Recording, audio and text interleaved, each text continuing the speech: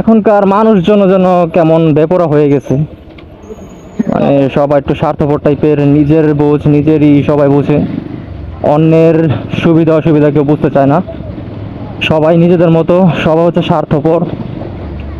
এখন মানুষ দেখবেন যে নিজের নিজের স্বার্থের জন্য আপনার কাছে আসবে, আপনার সাথে সম্পর্ক করবে, আপনার সাথে ভালো বিহেভিয়ার করবে, আপনার সাথে একটা বন্ধুত্বপূর্ণ সম্পর্ক করবে, যতদিন পর্যন্ত তার স্বার্থটা উদ্ধার না হয়। তার স্বার্থটা উদ্ধার হয়ে যাবে, এরপরে দেখবেন মানুষ আবার তার আসল রূপে ফিরে যাবে।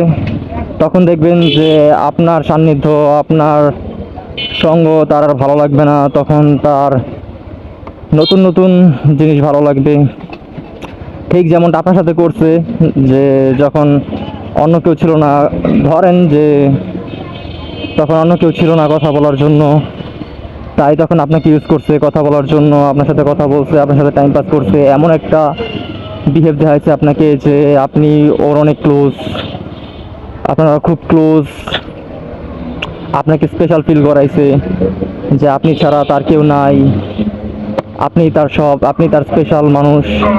কিন্তু যখন তার স্বার্থটা উদ্ধার হয়ে যাবে, বা দেখবেন তার জীবনে নতুন কেউ চলে আসছে, নতুন কারোর সাথে কথা বলার জন্য মানুষ পেয়ে গেছে, তখন আর আপনাকে মূল্যায়ন করবে না, আপনাকে ইগনোর করবে।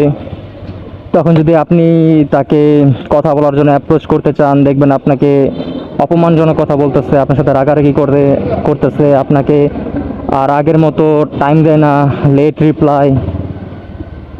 এটাই ভাই স্বাভাবিক, মানুষ হচ্ছে এরকমই। নিজের স্বার্থ যতদিন আছে ততদিন মানুষ আছে, স্বার্থ নাই মানুষও নাই।